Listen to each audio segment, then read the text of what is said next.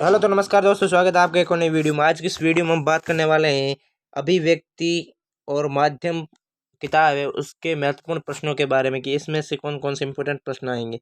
चलिए शुरुआत करते हैं। पहला प्रश्न है, प्रिंट मीडिया से क्या आशय है, यानी कि जो प्रिंट मीडिया है उसका क्या तात्पर्य है। दूसरा प्रश्न, जनसंचार के मुद्रित माध्यम कौन कौन से, क्या जनसंचार के मुद्रित माध्यम। नंबर 3, मुद्रित माध्यम की विशेषता लिखिए। नंबर 4, इलेक्ट्रॉनिक माध्यम से क्या तात्पर्य है, ये आपको बताना है। अगर बात करूं मैं पांचवें प्रश्न की, तो रेडियो समाचार किस शैली पर आधारित होते हैं, लिखिए। यानी रेडियो समाचार किस शैली पर आधारित होते हैं।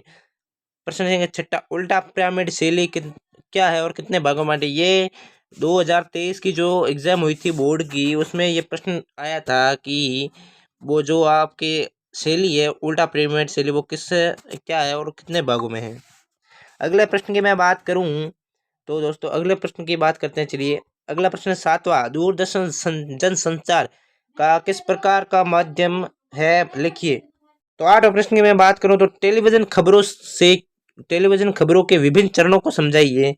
नवें प्रश्न की बात करूं तो इंटरनेट क्या है, यानी कि नवा जो प्रश्न है उसमें इंटरनेट क्या है वो आपको बताना है। 10वां प्रश्न, ये इंपॉर्टेंट प्रश्न है, क्या है इंपॉर्टेंट प्रश्न जो आपको याद करने हैं। अगले प्रश्न की मैं बात करूं, इंटरनेट पत्रकारिता किसे कहते हैं। एक इंटरनेट है और एक इंटरनेट पत्रकारिता है। अगला प्रश्न 11वां प्रश्न, इंटरनेट पर पत्रकारिता करने वाली भारत की पहली साइट कौन सी है, ये बताना है। ये वन लाइनर क्वेश्चन आएंगे। एंकर बाइट क्या है। अगला प्रश्न है कि एंकर बाइट क्या है। प्रश्न संख्या 13, अगर मैं बात करूं प्रश्न संख्या 13 की, तो प्रश्न संख्या 13 ये कहता है कि ब्रेकिंग न्यूज से आप क्या समझते हैं। यानी कि कभी कभी आप जो न्यूज चैनल होते हैं उस पर आता है कि ब्रेकिंग न्यूज, इस ब्रेकिंग न्यूज से आप क्या समझते हैं। अगला प्रश्न है कि नेट साउंड किसे कहते हैं, जो आपको लिखना है। अगला 15वां प्रश्न है कि फोन इन से क्या से। 16वां, ड्राई एंकर किसे कहते हैं।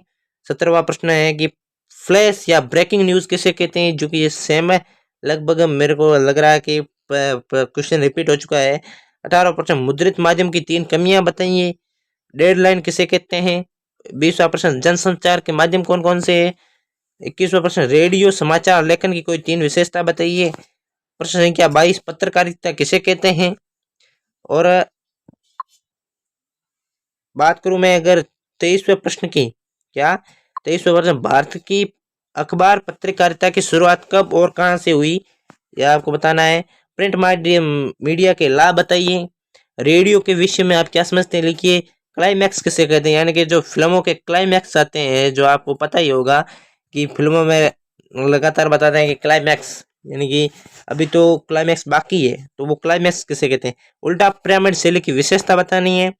रेडियो के लिए समाचार कॉपी तैयार करने के समय किन किन बातों का ध्यान रखा जाता है, ये बहुत ही महत्वपूर्ण प्रश्न है। ये 101% आपके बोर्ड एग्जाम की हिंदी अनिवार्य में आएगा।